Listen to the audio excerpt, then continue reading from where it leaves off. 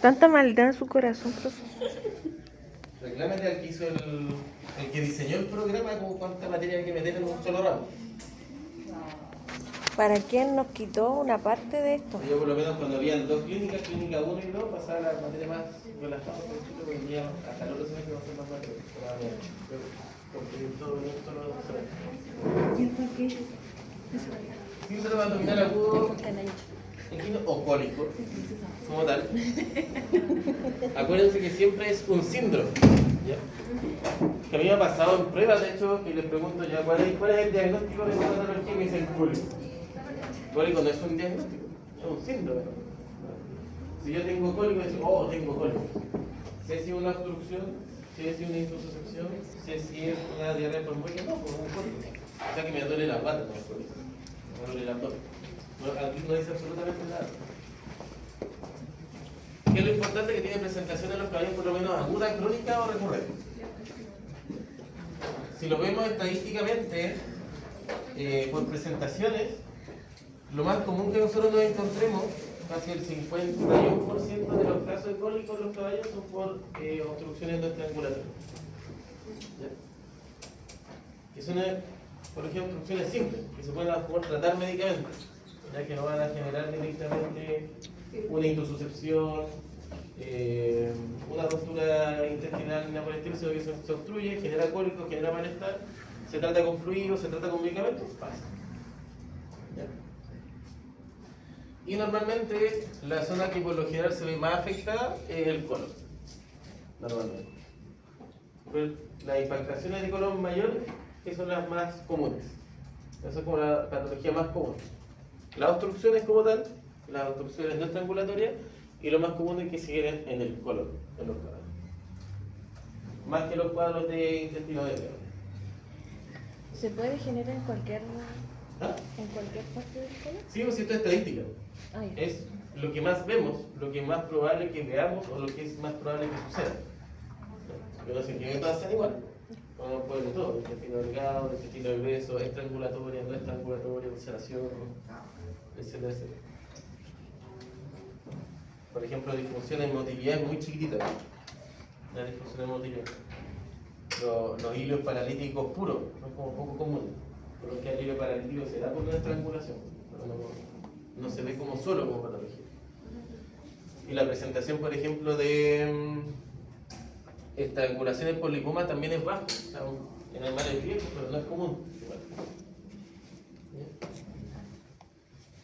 Esto es netamente estadística. ¿A qué edad se considera viejo? Acuérdense que los caballos no vomitan, ¿verdad? Ah, no sé. ¿Profe? ¿Ah? ¿A qué edad se consideraría viejo el caballo? O sea, no viejo. Geriátrico. Eso, geriátrico. Cuando aparece el surco de Galvarino, como a los 8 años más o menos, entre 7 y 8 años. Ahí para adelante se considera como animal libre. Profe, eso es cuando salen las líneas de abajo hacia arriba. No sé, creo que Porque- Era una línea negra que sale de abajo para arriba. Claro. Ya, pero O sea, ahí ya pasaría o a sea, ser el bien. diente, esta es la raíz, ¿verdad? Sí. Esta es la raíz del diente, así. Sale de acá para allá. Es que hay dos, pues, primero sale una que es como... La cola de golondrina. Pero ya pónganse que acá arriba está La raíz. la raíz. Primero hay una que sale de aquí hacia arriba. ¿Ya? Esa es cuando son más jóvenes, ¿no? Y después sale la otra que es de la raíz hacia abajo. La que hay una aquí es como normal, que es la bifurcación, ¿no? Después aparece la cola de golondrina por atrás del diente. Y al final sale el surco de galvarino, que es el negro. Ese es más prominente. Más que todo por coloración, porque negro oscuro el surco de galvarino. Eso es lo que hace nota los caballos de más de 7, 8 años. Ya se consideran como viejos, en teoría. Eso lo tendríamos que haber pasado ahora, pero nos saltamos como cambiaron la... Porque antes este ramo era solamente respiratorio, odontológico y reproductivo. Profe, ¿por qué hicieron eso? Si el otro semestre no tenemos casi. Es que es la malla de ustedes. La malla siempre estuvo así desde que ustedes ingresaron. Pero es que el La otro guía se semestre cambia. no tenemos nada como clínico. No lo sé. Yo en mi mente me imagino que es para mejorar lo que es, ¿cómo se llama? La titulación efectiva. Que Pero como que nos el próximo quedamos- semestre se dediquen a hacer la tesis en vez de estar estudiando. Pero nos quedamos con la mitad del contenido. Así como que les dan como una última así, como de golpe. Igual hay Yo que creo pagar que para fue el lo año, mismo idea. sí o sí. Yo me imagino que es para eso, como para que empiecen a hacer la tesis desde este semestre que viene, que si en teoría tienen ramos más chicos o menos pesados, y se titulen de aquí al próximo año, porque la gran mayoría pasa que hasta el segundo semestre no hacen nada. Como tienen clínica mayor 2, clínica menor 2, Pero es que es mejor tienen tener como los muchos ramos, conocimientos de... empiezan recién en verano y después se diluyen en el tiempo haciendo la tesis. Pero es que es mejor tener el conocimiento clínico a una tesis que el tema es solo para tener el título. Pero que en ese caso a lo mejor no es necesario a lo mejor que hayan dos clínicas, pero sí deberían tener, que es lo que hacía por ejemplo en mi universidad, que a pesar que no tiene validez, no tenía cero validez, no da una especialidad. Pero aquí era de la universidad no tenía validez internacional ni nada. Entonces el último semestre junto con la tesis teníamos como 2 o 3 ramos, pero uno era como estar en el hospital de la U toda la semana. Yo como que me inscribí en caballo, andaba con mi profe aquí, no, donde salía pega, tenía que andar yo detrás de mi profe y para allá, para acá, para allá.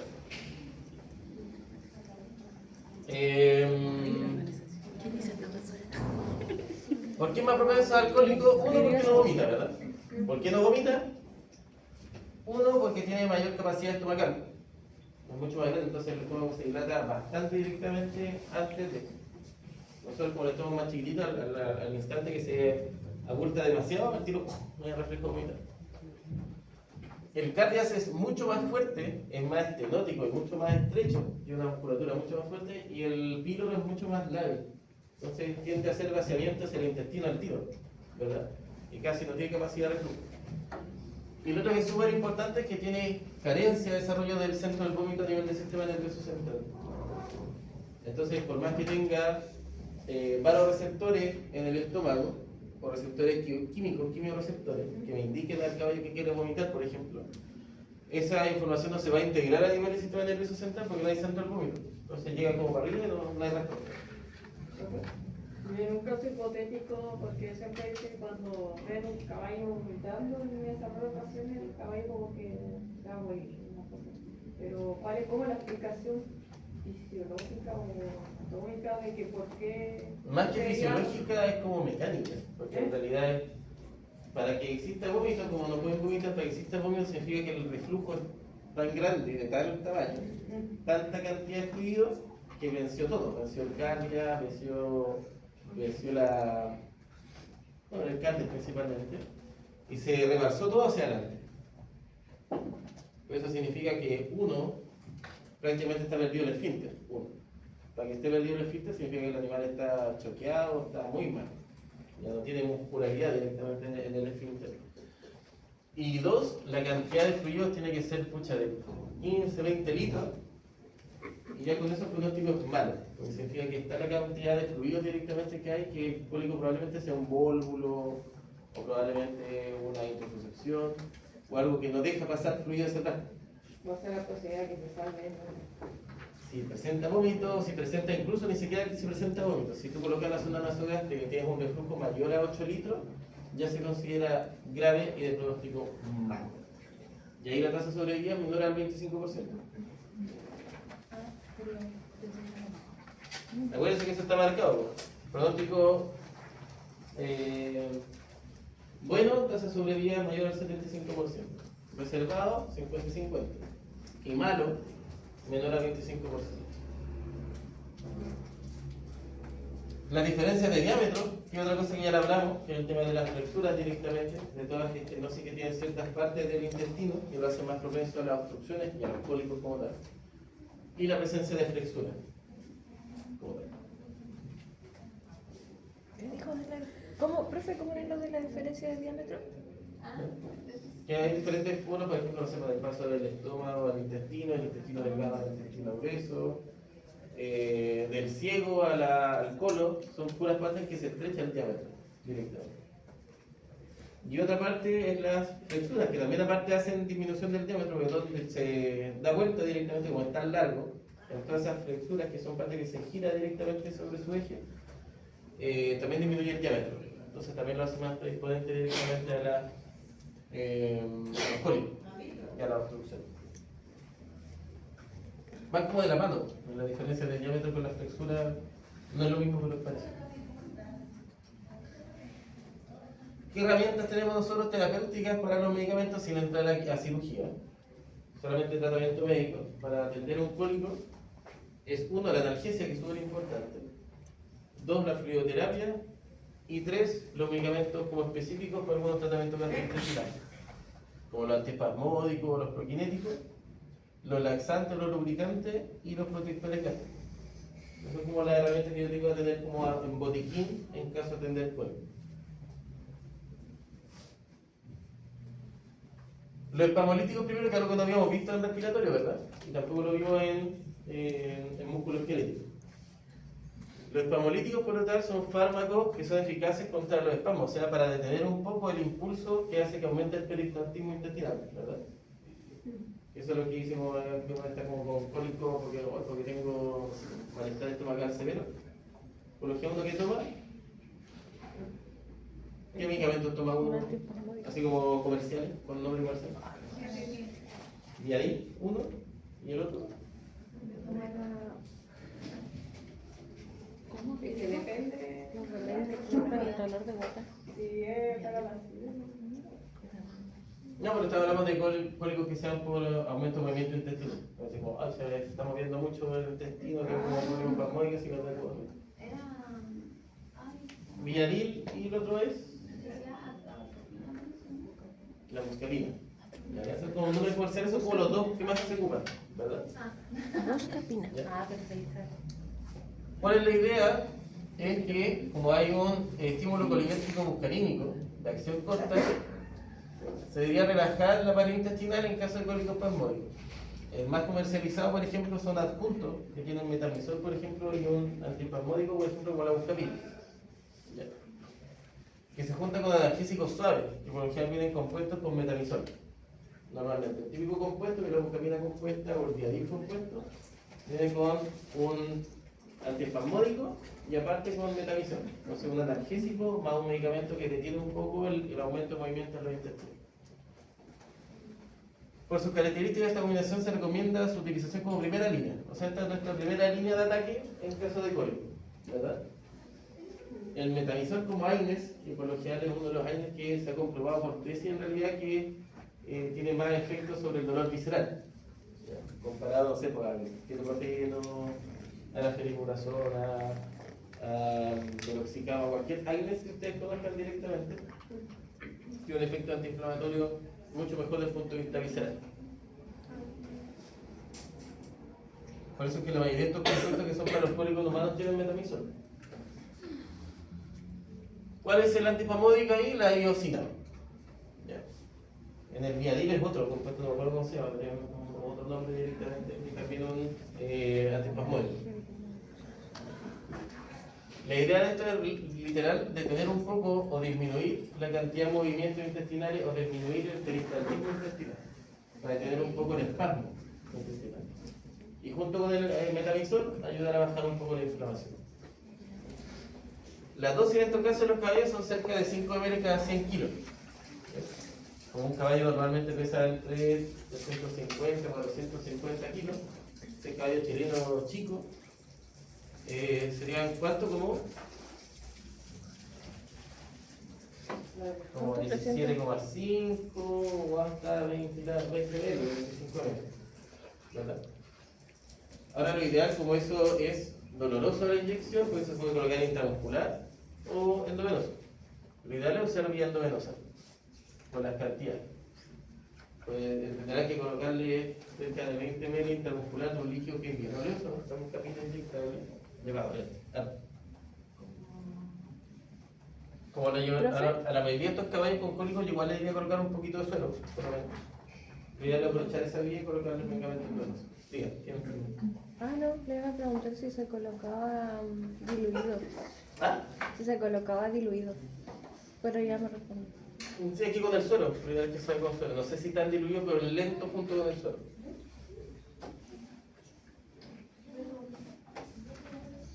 Acá no voy a tener mucho, porque esto ya lo vimos. El tema de los COX-1, COX-2, ¿verdad? Que lo vimos en músculo esquelético. Pero acuérdense que lo voy a seguir preguntando en la clase. Me imagino que eso ya está claro. que se lo pregunten en el examen de grado, que se lo sepan de memoria. Porque yo en el examen que no pregunté, yo lo preguntó otro profe y si no sabía, pues... No puede haber un médico que no sepa la diferencia entre un corticoide, un AINES, o entre un AINES-COX selectivo y un AINES-no-COX selectivo. Esto va a saltar, el Proxima Ilumina ya lo conocen de memoria, de hecho casi todo el mundo lo habla, pero el Proxima Ilumina también. Aquí que lo único importante, sí que es súper importante, por lo menos con los cuadros gastrointestinales, es la dosis antiendotóxica del Flumexin, ¿verdad? Que teníamos una dosis terapéutica como antiinflamatorio y teníamos una dosis antiendotóxica que es de 0,25 a 0,5 miligramos por kilo, que es mucho más baja.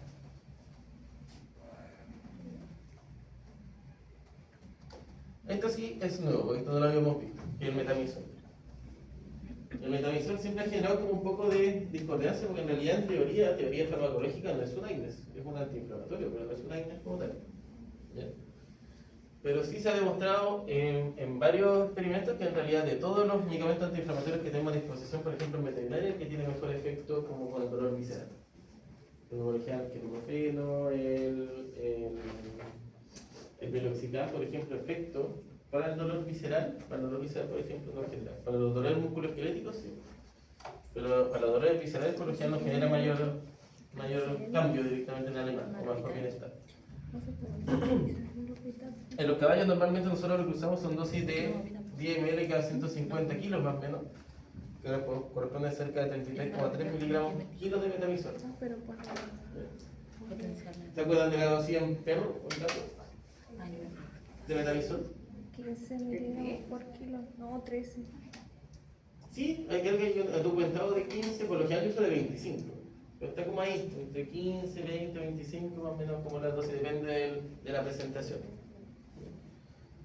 En otro caso es de 33, entonces está como en intermedio, está como en un rango terapéutico parecido al de los gatos, no cambia tanto.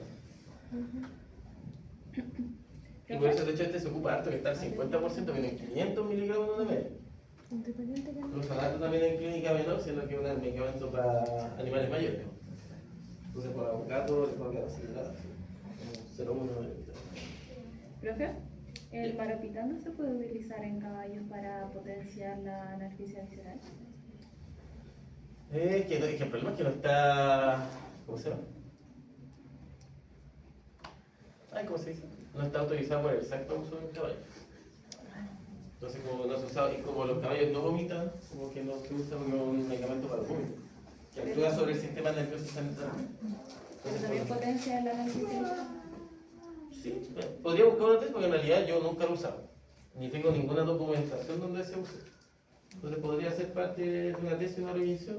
Sí, pero en realidad no está documentado. No se usa porque en realidad como el animal no vomita, no tiene sentido darle un medicamento que inhibe el vómito a nivel del sistema nervioso central si no tiene desarrollo del sistema nervioso central para el vómito.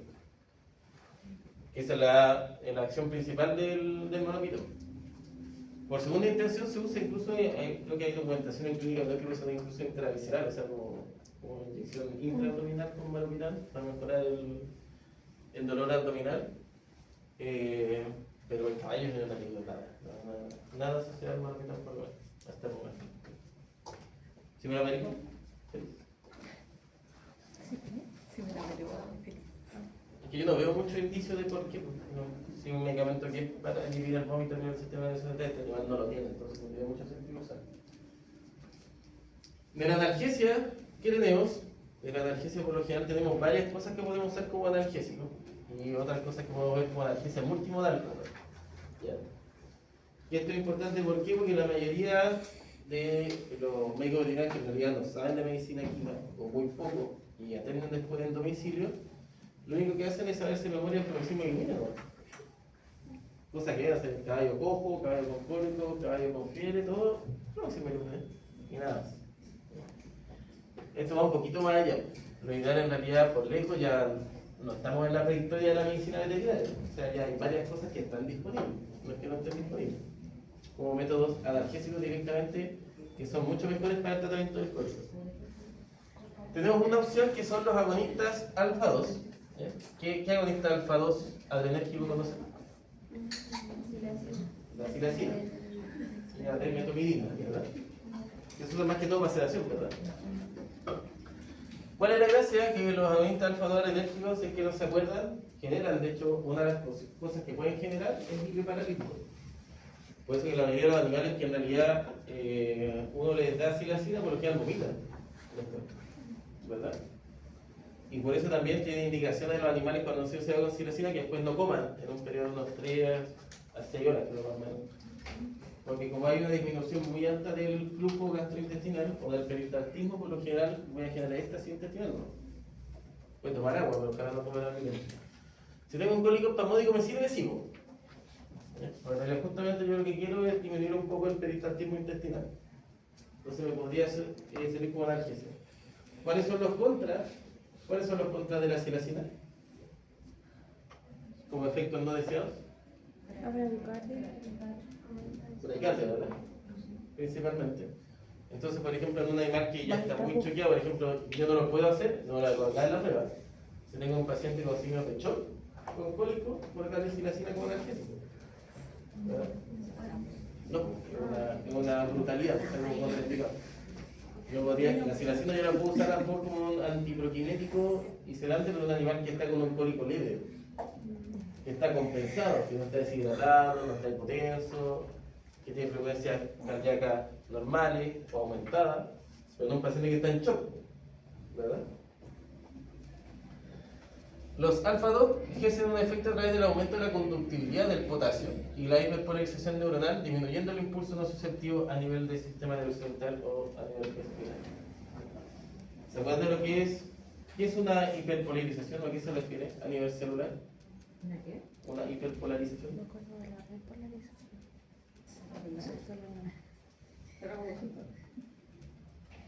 ¿Ah?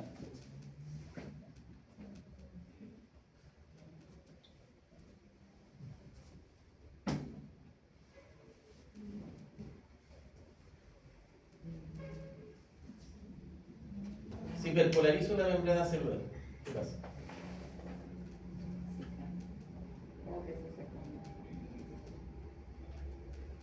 No, se detiene. Bueno. Literalmente se detiene el influjo de intercambio entre células. No hay movimiento, no hay, si lo hablamos a nivel neuronal, no hay sinapsis, ¿verdad? No hay intercambio químico entre célula y célula. Sin embargo, hay que tener en cuenta que también producen varios efectos secundarios como la bradicardia, la bradiarritmia, la hipertensión, el incremento transitorio de la orina y cosas gastrointestinales como la disminución de la motilidad intestinal. Entonces se usa, pero con varias precauciones, que lo quisiéramos usar. ¿Ya? Ahí está la dosis. Por lo general las dosis en caballos también son de 0,25, 0,5 miligramos más o menos kilos por animal. ¿Ya? Para generar un efecto sedatorio. Y por lo general se usa la vía endovenosa también, que es como la principal. Acuérdense de siempre diferenciar en clínica mayor cuando tengan la SILA 10, a diferencia de la SILA 2, para no se vayan a matar en barro. ¿Cuál es la diferencia? Que la SILA 10, ¿a cuánto viene si dice al 10%? Ah, ¿Cuántos miligramos viene? 100. Y la SILA al 2%, 20. Si yo le inyecto la dosis de la de 2, teniendo una SILA 10, le voy a colocar 5 veces lo que estoy pensando yo que le estoy colocando. 5 veces la dosis para que sea adecuada. Yo le dije, no sé si le dije a usted, pero le di un ejemplo que estuve a punto de, no sé si matar, pero descompensar mal un pelo por eso. Cuando lo cambié en la clínica me cambiaron, no estaba con la caja. La compraron para tratar costos nomás, porque les convenía más tener 10 que tener 2. Porque, o sea, así nada un poquito.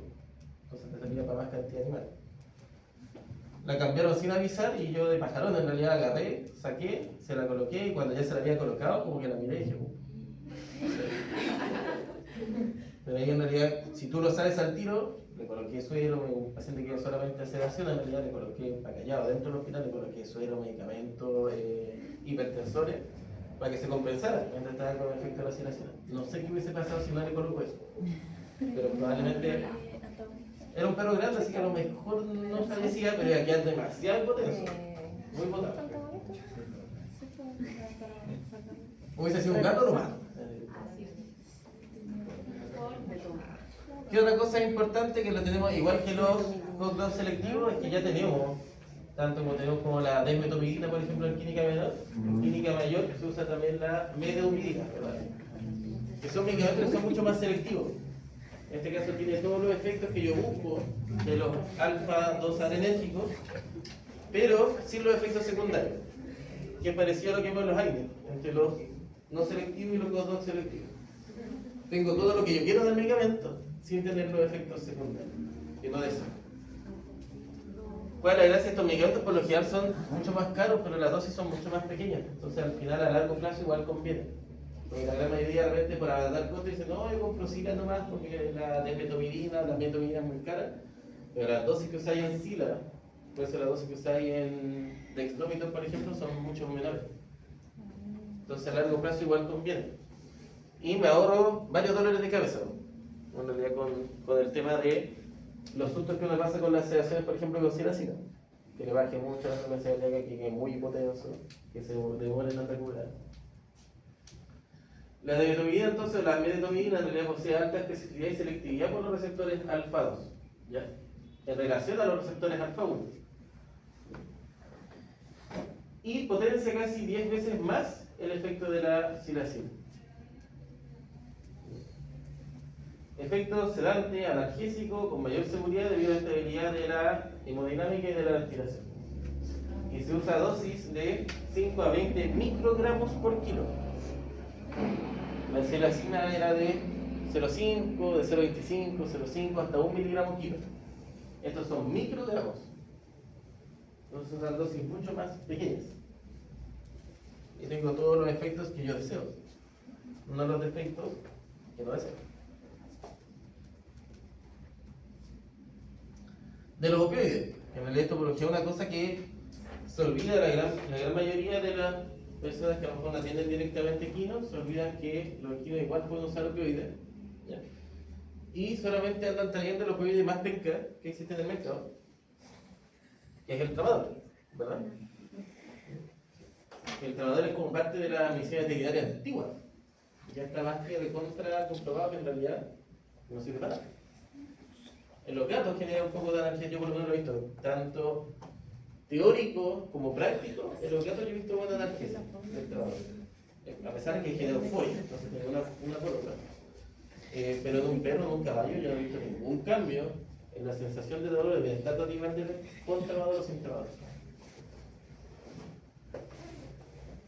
¿Cuáles son los principales receptores opioides del sistema nervioso central designados? Son los mu, los kappa y los delta. ¿Ya? La interacción de los agonistas opioides con los receptores sobre las membranas neuronales disminuye la frecuencia de descarga y reduce la excitabilidad de la neurona. O sea, disminuye la excitabilidad de los nocioreceptores, ¿verdad? Que son los receptores del tórax. ¿Cuál es la gracia? Que, por ejemplo, los receptores mu generan analgesia supraespinal, pero a la vez generan sedación, depresión respiratoria, enlentecimiento del tránsito gastrointestinal, efectos antidiuréticos, bradicardia y euforia. Tienen muchos efectos contraindicados, ¿verdad?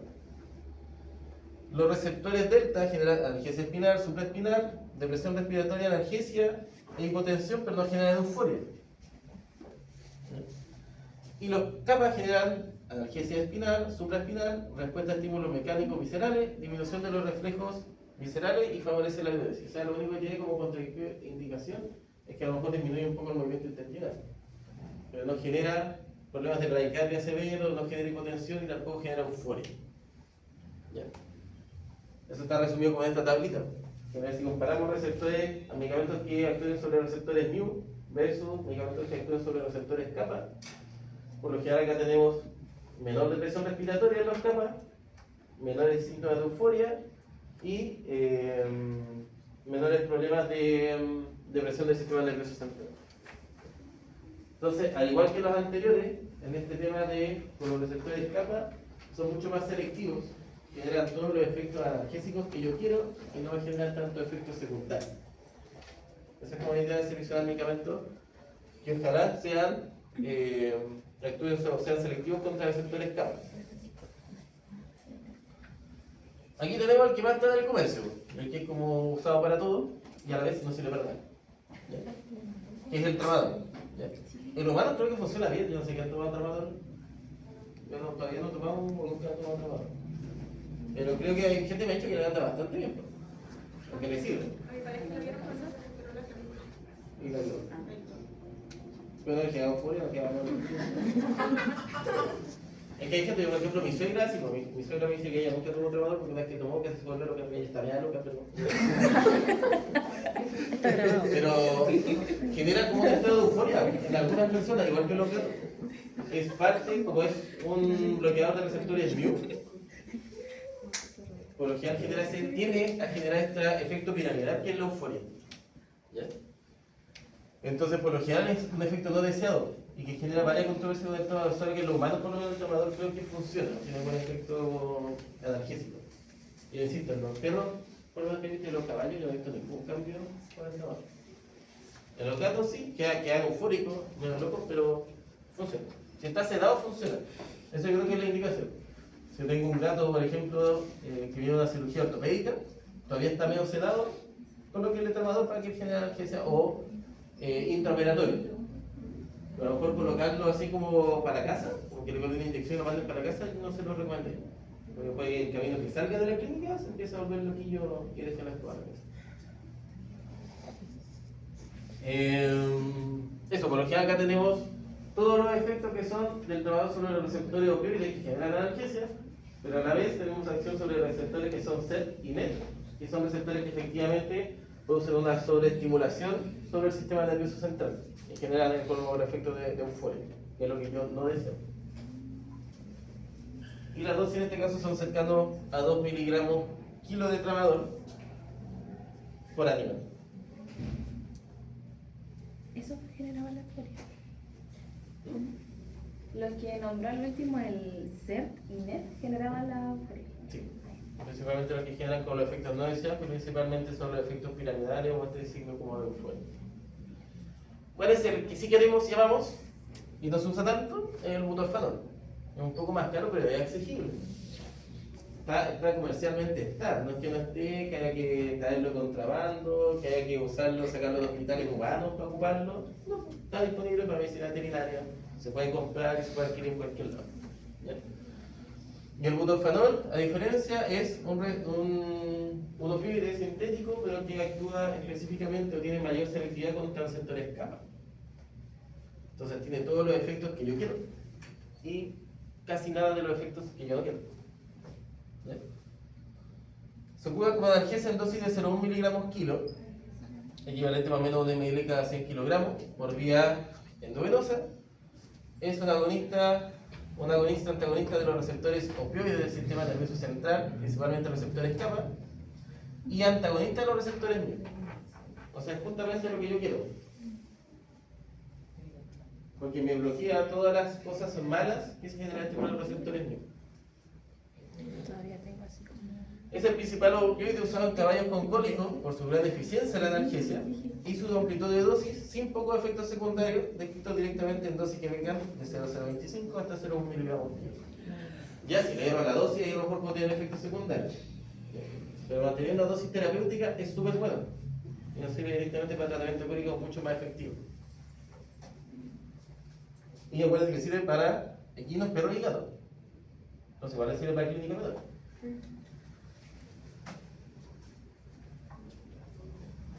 Y lo otro es la analgesia multimodal, que creo que lo han visto igual, ¿no? El menor. Sí. O el fármaco, no sé. No es menos. Exactamente. Que es la combinación que por lo general el profe Vera, yo creo que haría como la marca. Como él siempre usó también como cannabinoides y cosas por el estilo, el manejo del dolor es una de sus especialidades. La neuroleptoanalgesia o analgesia multimodal siempre habla de que ojalá usar, por ejemplo, agonistas alfa-adrenérgicos en dosis baja con opioides sintéticos. Usa en general como este efecto en baja dosis de una sedación leve, bajar un poco el movimiento intestinal y aparte generar analgesia sobre el sistema nervioso central. ¿Cuál es la gracia? Que si yo bajo las dosis de cada uno, genero un efecto sumatorio. ¿Ya? Yo le voy a dar menos dosis, por tanto, como hubo dosis más chiquititas, tengo menos efectos secundarios. Y como son medicamentos de diferentes familias, generan diferentes tipos de analgesia. una analgesia antiinflamatoria y otra una analgesia a nivel del sistema nervioso central. Entonces esto está más que escrito que es súper bueno. ¿Qué es lo que usan ustedes normalmente en clínica en hospital? El típico suero con KLT, ¿verdad? Ketamina, lidocaína, tramadol. Eso es un tipo de analgesia multimodal. Genera la ventaja de potenciar los efectos analgésicos de ambos fármacos y justamente disminuir todos los efectos indeseados de todos estos fármacos.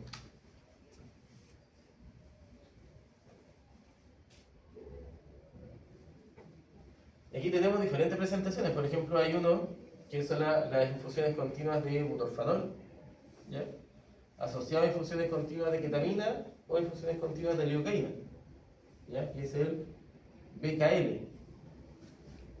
Por eso ustedes lo que más tienen en clínica es el KLT, porque es lo que más se usa en clínica, que es ketamina, lidocaína, tramadol. En este caso lo que más se usa es el BKL, que es butorfanol, ketamina y lidocaína, ¿ya?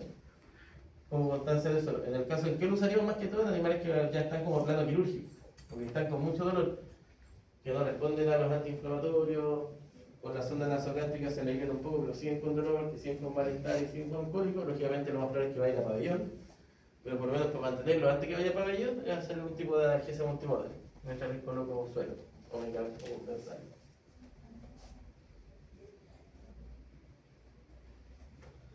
La fluidoterapia. La fluidoterapia, así que les pregunto la prueba de fluidoterapia, vamos a hacer un quiz de fluidoterapia, para que obligarnos a estudiar eso, para que tengan guía incluso de estudio. ¿Solo de eso? El tercero sí, el siguiente va a ser de métodos diagnósticos. Ah, pero el tercero solo de fluidoterapia. El tercero va a ser solo fluidoterapia.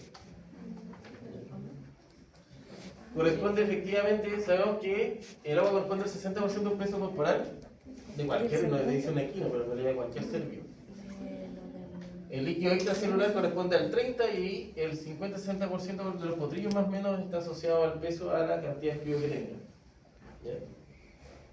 ¿Para qué nos sirve la fluidoterapia? Para corregir la deshidratación, para corregir los desequilibrios electrolíticos, para corregir los desequilibrios de ácido-base y para deshacer, por ejemplo, impactaciones. Y por lo que se usa más que todo la hidratación oral, que es por sonda.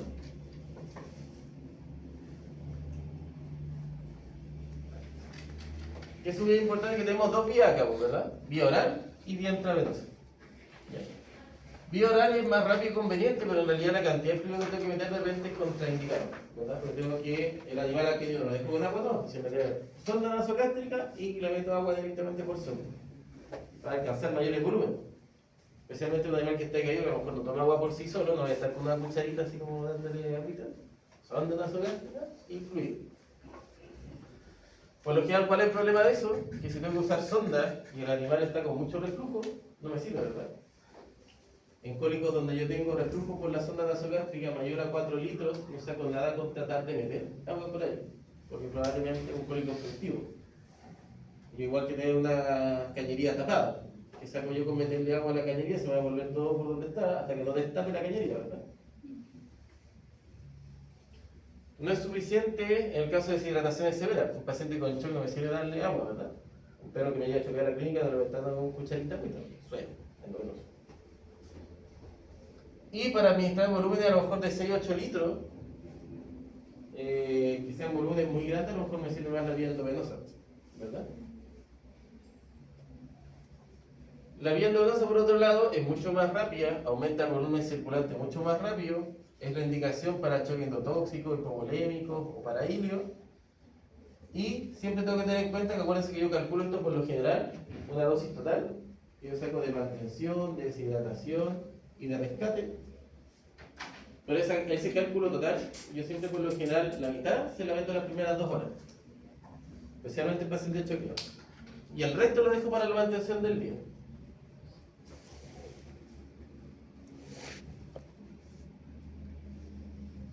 ¿Qué herramientas tengo para evaluar la deshidratación? Esto no cambia de clínica menor. Disminución de turgencia en piel, que es el fluido cutáneo, membrana mucosa oral seca, que es parte del tiempo de llenado capilar, producción de orina, la enoftalmia, la de guiado de presión, y en el caso de hipovolemia, que esto sí es importante, yo pregunto siempre, son los signos de paciente que está como estando en shock, ¿verdad? Que es la hipovolemia severa. ¿Qué voy a tener? Disminución de la distensión yugular, tiempos de llenado capilar ya mayores a 2 a 3 segundos, extremidades frías y taquicardia. Esos sí son signos como cardinales, ¿verdad? Que también sirve para clínica menor. Paciente que me llega a la clínica con extremidades frías y con taquicardia es un paciente que efectivamente está en shock. No tiene presión sistémica, no está llegando presión ninguno de los órganos periféricos, ninguna de las extremidades periféricas, pero sí el corazón está latiendo súper rápido para tratar de mantener la presión por lo menos en los órganos vitales, ¿verdad? Corazones, pulmones y cerebro. Eso, como tal, es una descripción de un paciente en shock. Y tienen que tener en cuenta que en realidad la urgencia de los animales viejos es mucho menor. Igual que si yo le tomara el fluido cutáneo a un bebé, versus un fluido cutáneo que le toma un abuelito de 90 años. Lógicamente la piel del abuelito es mucho menos hidratada. Entonces hay cambio. Per se estando normal hidratado, está con el fluido cutáneo aumentado. Pues tiene la piel arrugada. Entonces cambia un poco, porque son animales más rígidos. Entonces les voy a pedir que nos quedemos con esto para hacer cálculos de hidratación. ¿Por qué? Porque esto es súper variable por bibliografía. Ya.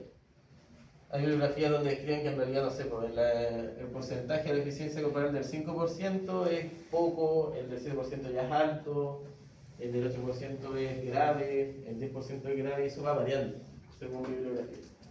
Entonces, para que no tengamos enredo, quédense con esta tabla. Ya con esto nos vamos a guiar para desarrollo. Donde que habla que, por ejemplo, si tengo deficiencias corporales que son leves, que son del 5% más o menos, 5 a 7%, tengo deficiencia en litros, principalmente un equino cercano a 23 a 32 litros.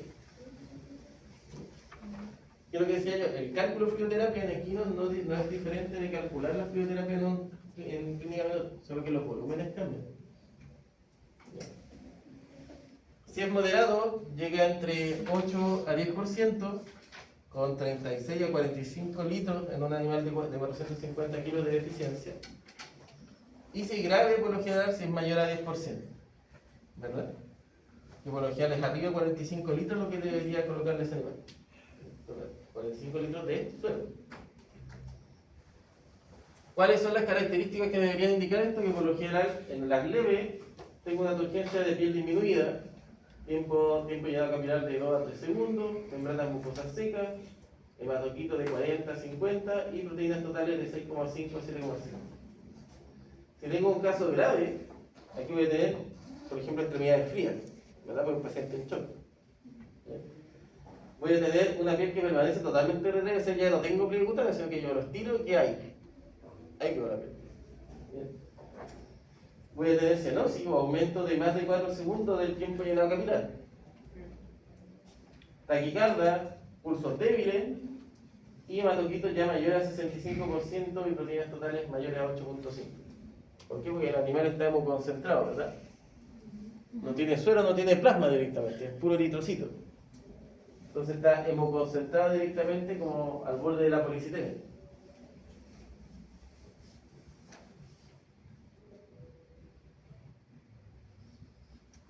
¿Cómo debería calcular yo el déficit? Por lo menos por fórmula. Uno, usar el primer déficit, que es el peso corporal, por el porcentaje de hidratación, que yo ya lo calculé.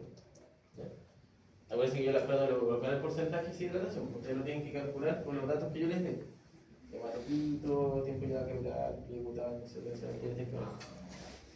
Que también, ustedes cuando vayan a ver un caballo les va a decir, yo tengo 5%. O el feticero les va a decir, ese caballo que está en tiene 0% de hidratación. No, pues lo tienen que ver ustedes. A través del examen clínico. Entonces, peso corporal, porcentaje de hidratación dividido por 100. Ahí yo tengo por lo menos la cantidad de fluido que debería ser el déficit, lo que ha perdido.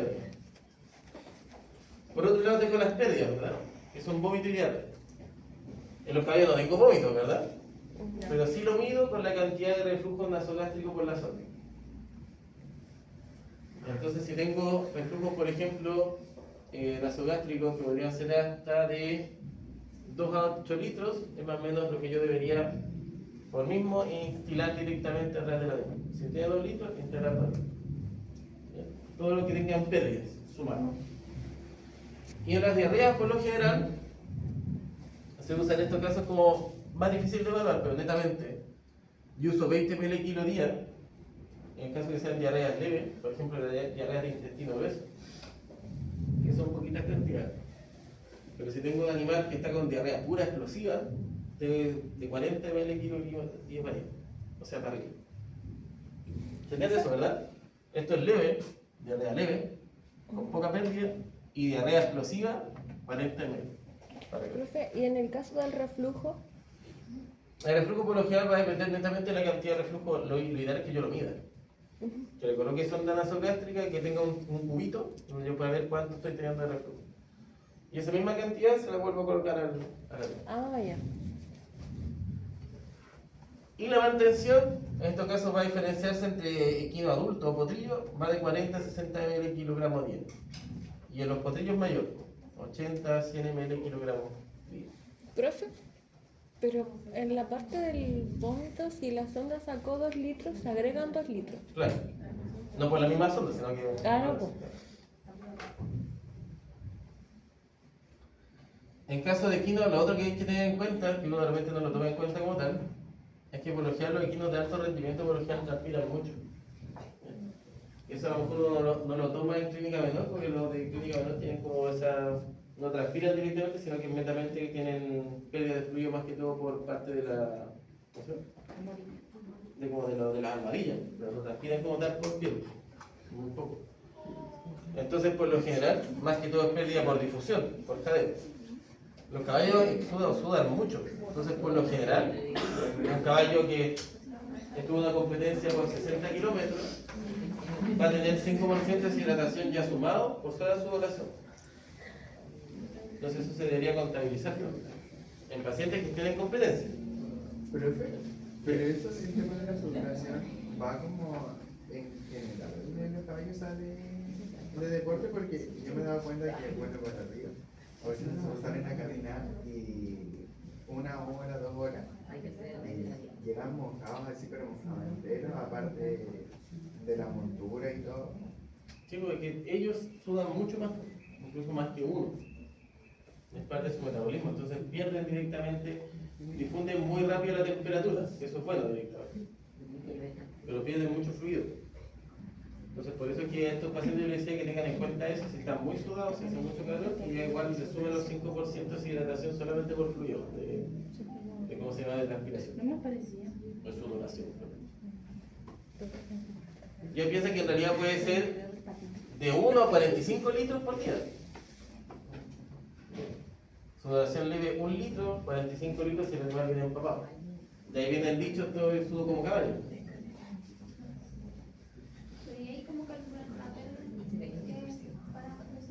El problema es que no hay un parámetro fijo, sino que simplemente si está dañado su duración, se asume como 45 litros. Si no tiene sudoración o es casi leve, se asume que es como 1 litro, nomás lo que podría haber perdido muy poco. No hay un estándar, no hay como un estándar directo, te mentiría, no hay como un estándar directo de medición. Solamente sumar que lo que normalmente hacemos todo directamente para calcular esto es medir como asumir la deshidratación subclínica. Entonces, a pesar que el animal esté totalmente normal, si estuvo compitiendo, yo asumo que tiene 5% de deshidratación igual. Ya, pero se reduce como a 5% de deshidratación. Claro, piensa que, por ejemplo, un caballo promedio, ¿cuánto pesa? 450, ¿verdad? El 45%, o sea, 45 litros sería el 10%, ¿verdad? En caso de una sudoración muy severa. Va a variar según el peso del caballo. Claro, fue un porcentaje. Se asume que una sudoración muy severa te genera una deshidratación del 10%. Pero eso lo vamos a ver bien cuando hagamos los cálculos. Claro. Probablemente le voy a pasar una guía o les voy a pasar como un PPT para que lean, que es como que les dice directamente cómo calcular así como detallado cada uno de los cálculos. Sí, por favor. Profe, ¿qué era lo abajo había para calcular el peso? Ah, y por ejemplo, otra cosa como tips, que igual les voy a dejar como para que puedan calcular, es que, no sé si les va a pasar a ustedes, pero a mí me pasó por lo menos que cuando uno recién ingresa, no le achunta nunca los pesos. O no tiene el ojo clínico para achuntarle bien a los pesos. Entonces normalmente yo me pasaba que, no sé, pues yo venía a usar Mendat y decía, no, si voy a estar como 25 kilos. O sea, el venado pesa como 60 kilos o más. Lo mismo con los caballos. Con los caballos decían, no, un caballo, y decían, un caballo pesará 300 kilos. Un queda mirando así como 150, 600 kilogramos. Un caballo nuevo. Claro. Entonces así es difícil calcular la fluidoterapia si uno no le adjunta los pesos. O siempre le va a errar, y por cantidades grandes. Entonces por lo que se usa es el perímetro torácico. Que es medir el perímetro torácico y traer una fórmula que lo multiplica por 80, saca ahí el peso. Ahí se lo voy a dejar de aquí abajo porque si no se van a pegar. Pero también es una forma más teórica de cómo calcular el peso, por lo menos cuando estén iniciando. Después se les va a soltar un poco, lo van a calcular como más algo. ¿Qué cosa es importante? Acuérdense que tenemos otro tipo de fluidos en realidad que son los coloides, ¿verdad? Que es lo que nosotros usamos para rescatar presión, especialmente en pacientes con shock, ¿verdad? Que es súper importante porque ¿cuál es el principal ejemplo? Que yo siempre lo tiro a la palestra, pero es el mejor ejemplo en veterinaria de medicina interna, el perro con parvo. ¿De qué? El perro con parvo. El perro con parvovirus descompensado al hospital. Yo puedo estar todo el día colocándole eso, ¿no? Y no le va a subir la presión. Porque por lo general están en shock distributivo, tienen toda una combinación entre shock hipovolémico, shock distributivo, todos los shocks combinados. Entonces, la única manera que yo tengo de rescatar esa presión es colocando un coloide, que puede ser, no sé, comercial el volumen. Lo normal que hacemos nosotros, porque nosotros lo ideal es tener plasma fresco o plasma congelado. Como no hay un banco de sangre acá en la región, es difícil conseguir plasma fresco congelado. Lo que normalmente se hace es colocar sangre directa, arriesgando al animal una policitemia. En los caballos menos, en los caballos de dónde va, si en los perros ya es difícil sacar una unidad de sangre. Y esto que tiene la ventaja de poder transfundirse de un grupo cualquiera en una primera dosis, en los equinos no se puede. Necesito taquificar la sangre, entonces no lo puedo hacer. Lo único que tengo son los coloides comerciales. Entonces debería tener un frasco de coloide comercial directamente para darle al animal. No tengo otra opción. En los perros por lo menos tengo la albúmina, tengo el plasma y tengo sangre cristera, en realidad, en teoría. Entonces, en estados graves, que son pacientes en shock, la primera línea de rescate es con coloides y con suero. Y después recién mantengo la mantención con suero normal. Acuérdense esa línea de rescate que también en clínica menor es igual. ¿Ya? Tengo que siempre para rescatar colocar coloides con fluidoterapia con suero y después recién mantener con fluidoterapia normal, que puede ser Ringer o fisiológico, lo que ustedes quieran usar. Si no, no lo voy a lograr, no voy a lograr en realidad que mejore. ¿Cómo se hace esta reanimación? Ocupo coloides directamente con soluciones hipertónicas. ¿Por qué se usa esto? ¿Qué efecto hace, por ejemplo, el coloide en la agregación de soluciones hipertónicas, por ejemplo? ¿Qué genera una solución hipertónica intravascular? Que recupere los.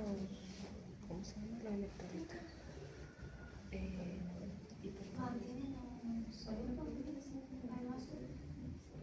¿Dónde? Dentro del lumen vascular, ¿verdad? Bueno, la única contraindicación que yo siempre lo tengo que usar en un paciente que esté hidratado, ¿verdad? Porque lo haya hidratado.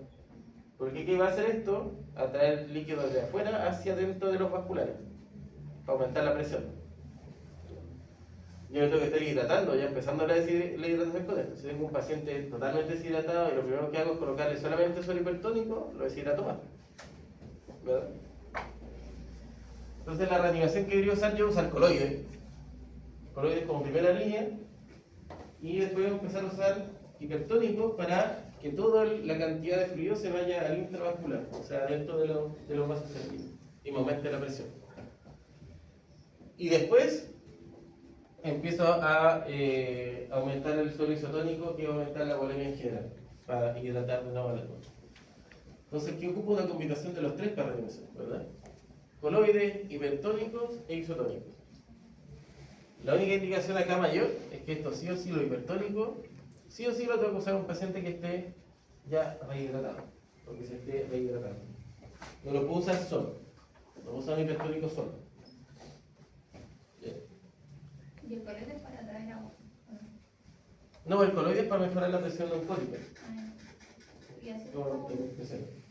Lo que atrae el fluido directamente es el hipertónico, que es por un efecto osmolar. Y el isotónico es fluido, nomás que por lo general es suelo fisiológico, ¿verdad?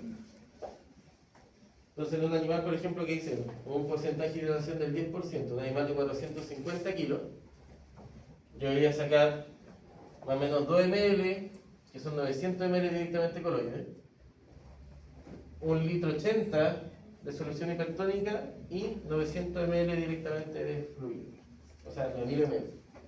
En teoría son 10 litros 8, 11 litros 7, 11 litros 6 más o menos. Eso solo para la reanimación.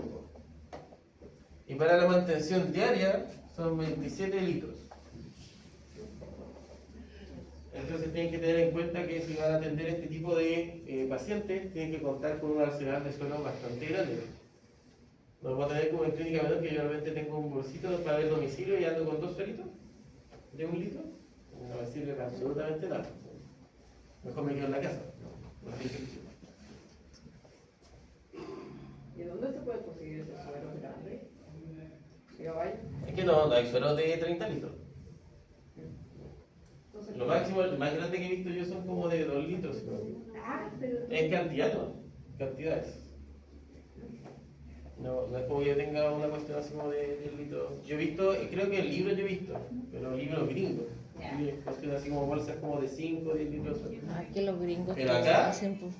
Acá no, pues yo siempre, lo máximo que he visto de bombonas de suelo son de 2 litros. Entonces tengo que tener cantidades industriales, ¿no? No sé, una caja, como cuando uno encarga, en las clínicas se encargan las cajas de suelo que vienen como 20 unidades, creo, no más, como 50 unidades. Tengo una caja, ¿no? Y andar trayendo de no tengo otra cosa.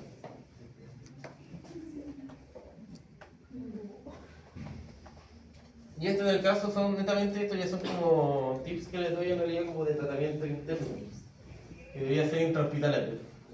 El hecho de uso de oxigenación, para que siempre va a mejorar un poco la sobrevida. Los medicamentos antiendotóxicos, que los volví a nombrar como la flumexina y lumine, que es una parte. En este caso le respeto a lo mejor que usen metamizol con flumexin, pero mientras sea antiendotóxico. ¿Ya? No en dosis regular como antiinflamatorio. Los antibióticos, que por lo general acá lo que más se usa, las penicilinas, están documentadas. Por ejemplo, que las penicilinas tienen mucho más efecto contra cuadros respiratorios, ¿verdad? Normalmente. En cuadros gastrointestinales, por lo general, no es muy bueno. Está asociado más que todo realmente a cuadros de Escherichia coli, de salmonela, de clostridio, contra los cuales a lo mejor la penicilina no es como no es que no tenga aspecto de acción, sino que a estas alturas genera alta resistencia. Entonces, por lo general, lo que más se usa es gentamicina metronidazol. ¿Qué contraindicación tiene la gentamicina? ¿Contraindicación? ¿Eh? ¿En qué pacientes, por ejemplo, bajo qué condiciones no se da o está contraindicado? Hembras, ¿Ya? Sí.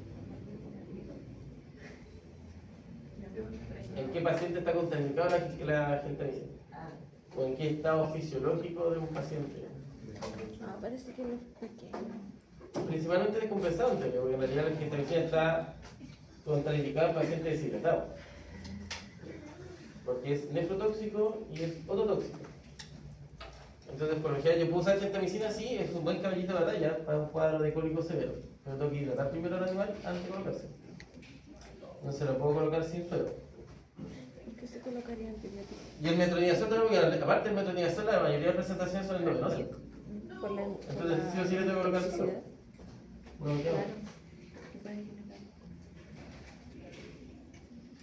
Tener en cuenta siempre las metas.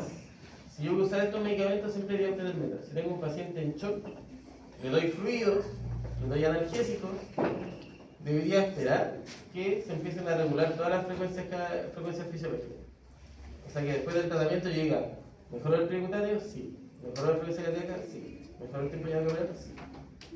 Si esto no funciona y todos estos parámetros siguen alterados, significa que un paciente que va a pabellón o que tiene un pronóstico malo. Y eso yo se lo tengo que señalar bien al tutor.